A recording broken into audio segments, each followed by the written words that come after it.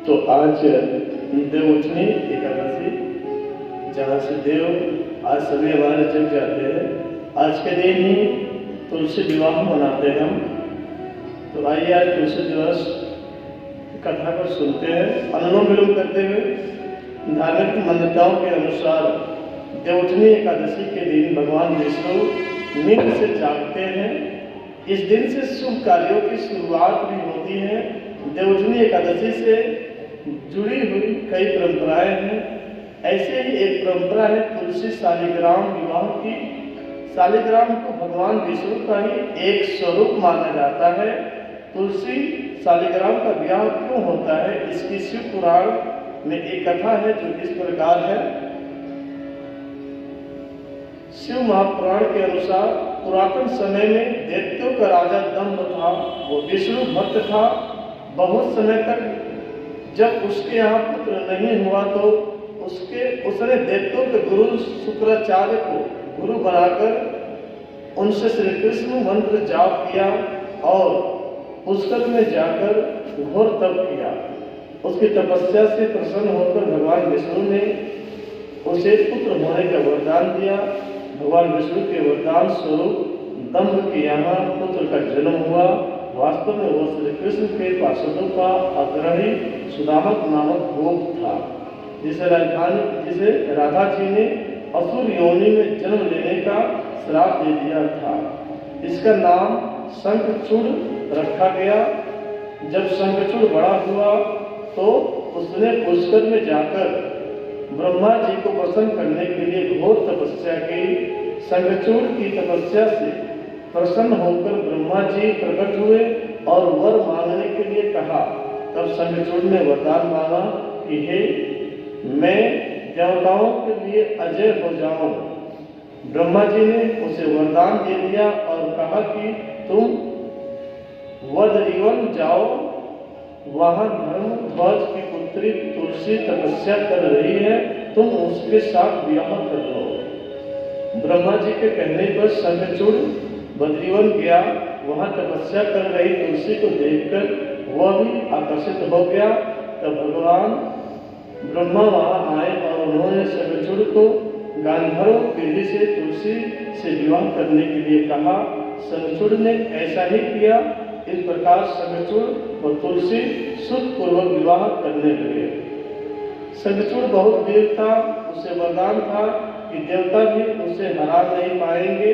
उसने अपने बल से देवताओं, असुरों, दानवों, राक्षसों, गंधर्वों, नारगों, किन्नरों, मनुष्य तथा त्रिलोकी के सभी प्राणियों को विजय प्राप्त कर ली। उसके राज्य में सभी सुखी थे। वह सदैव भगवान कृष्ण की भक्ति में लीन रहता था। स्वर्ग के हाथ से निकल जाने पर देवता ब्रह्मा जी के पास गए और ब्रह्मा जी उन्हें लेकर भगवान विष्णु के पास गए।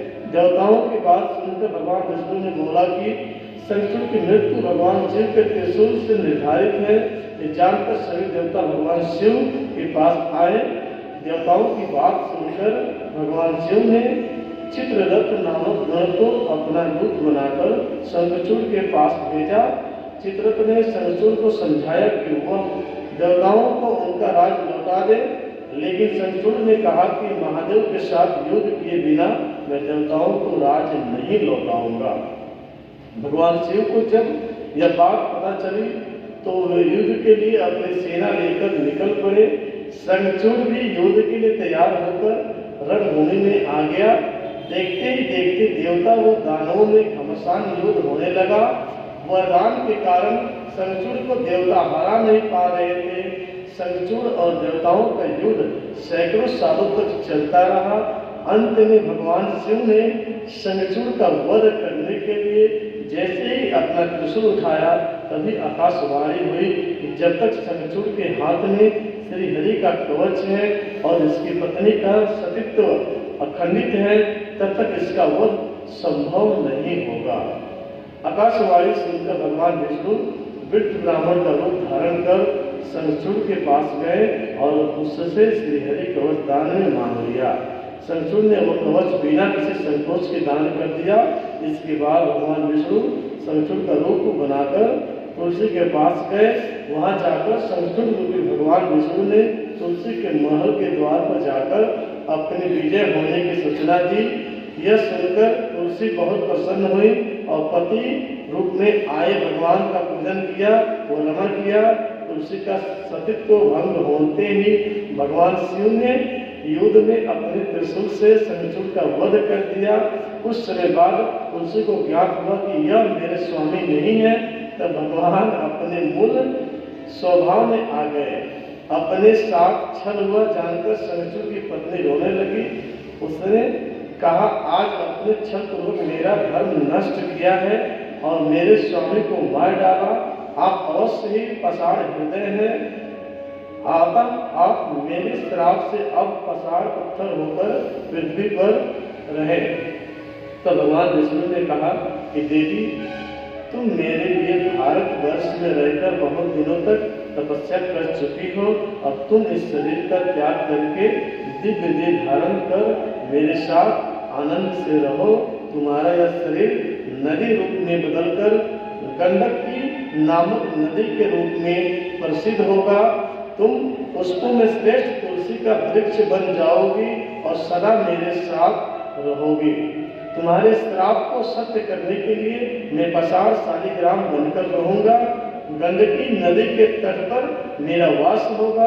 नदी में रहने वाले करोड़ों कीड़े अपने तीखे दांतों से काट काट कर उस पाषाण में मेरे चक्र का चिन्ह लगाएंगे।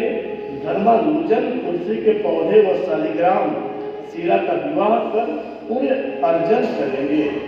नेपाल स्थित गंडकी नदी केवल इसी नदी में ही मिलते हैं। शालिग्राम परंपरा अनुसार देव प्रबोधिनी एकादशी के दिन भगवान शालिग्राम और तुलसी का विवाह संपन्न कर मांगलिक कार्यों का प्रारंभ किया जाता है। मान्यता है कि तुलसी शालिग्राम विवाह करवाने से मनुष्य को अतुल्य पुण्य की प्राप्ति होती है।